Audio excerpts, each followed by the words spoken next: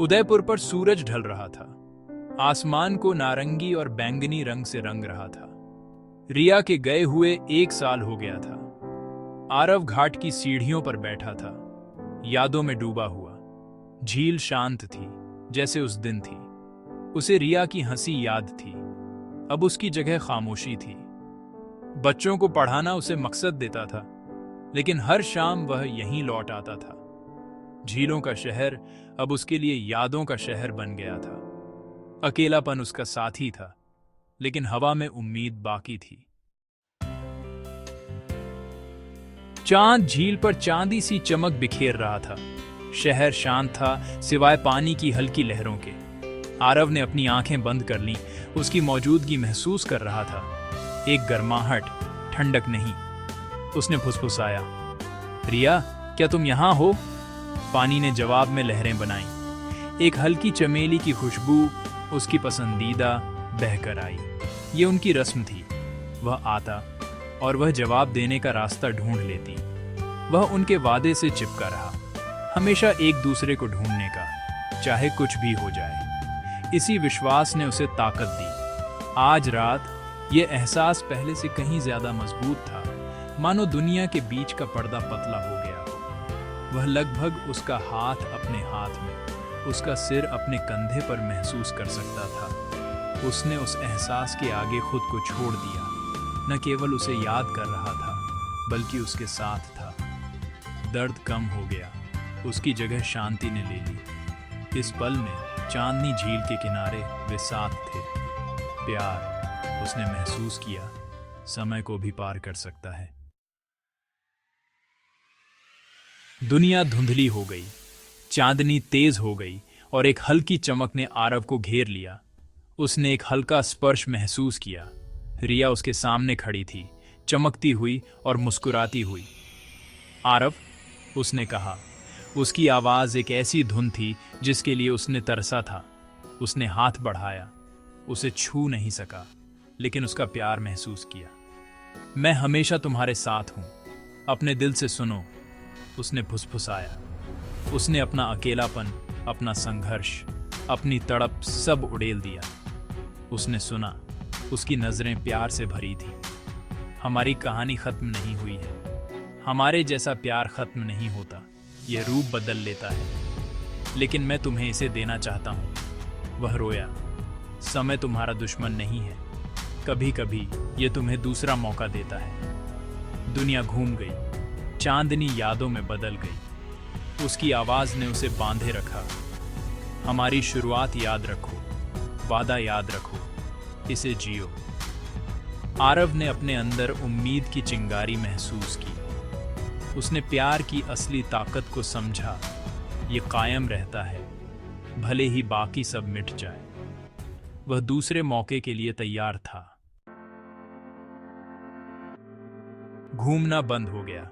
आरव ने खुद को अपने पुराने कॉलेज कैंपस में पाया, 2014 में, पुरानी जीन्स और टी शर्ट पहने हुए।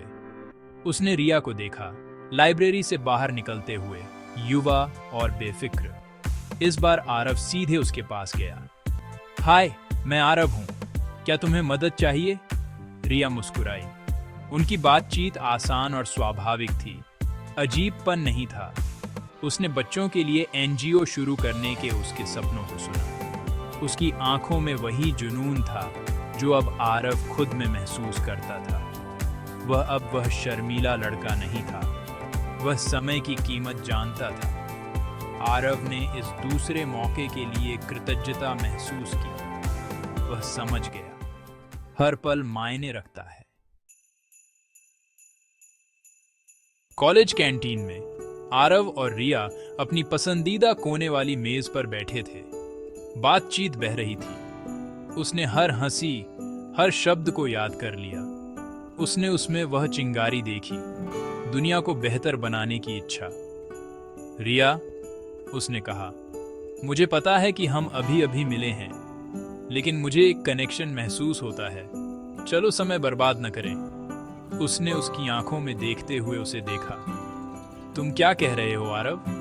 चलो हर पल को गिनते हैं, कोई पछतावा नहीं, बस प्यार और मकसद। वह मुस्कुराई, उसकी ईमानदारी देखकर। ठीक है आरव, चलो हर पल को गिनते हैं। उस पल में उसने शांति महसूस की।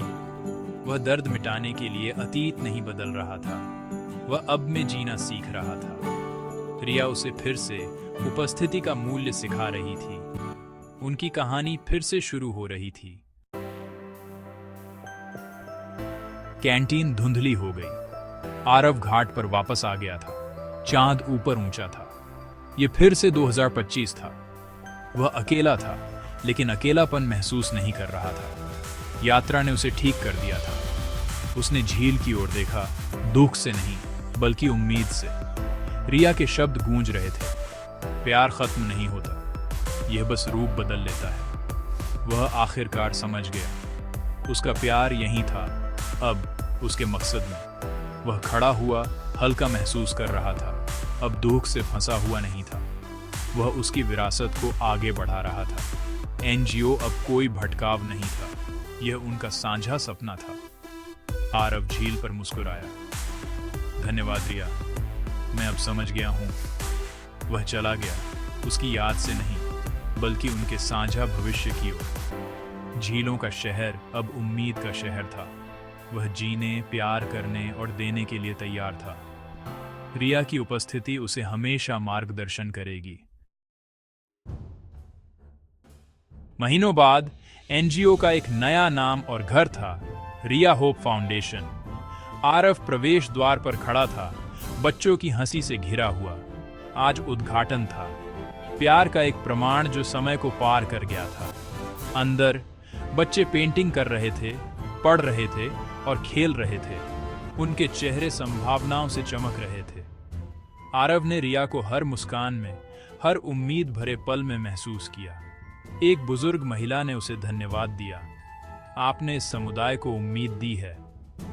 ये सिर्फ मैं नहीं था, आरव ने जवाब दिया, फाउंडेशन के नाम पर नजर डालते हुए। मेरा एक पार्टनर था, वही इस उम्मीद का असली स्रोत है। रिया की विरासत हर बच्चे में जीवित थी।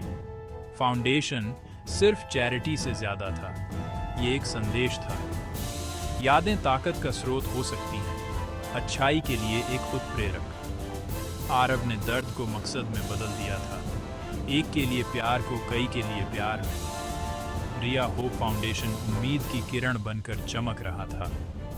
नुकसान में भी प्यार फिर से जन्म ले सकता है। जैसे ही फाउंडेशन के उद्घाटन के दिन सूरज ढला, आरव ने बच्चों को इकट्ठा किया। वह अब टूटा हुआ नहीं था, बल्कि सपनों का संरक्षक और वादे का रखवाला था।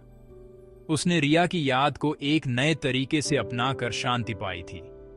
प्यार, उसने महसूस किया, कब्जे के बारे में नहीं है, यह प्रेरणा के बारे में है।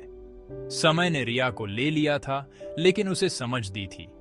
प्यार एक जीवन काल तक सीमित नहीं है, यह विकसित होता है, बनाता है और पोषण करता है।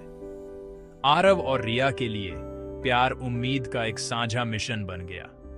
वह उन दोनों के लिए जी रहा था। उनकी कहानी अपना सबसे महत्वपूर्ण अध्याय शुरू कर रही थी। रिया उसके साथ थी, दर्द के रूप में नहीं, बल्कि एक मार्गदर्शक तारे के रूप में। सच्चा प्यार कभी नहीं मरता, ये बस चमकने का एक नया तरीका ढूंढता है।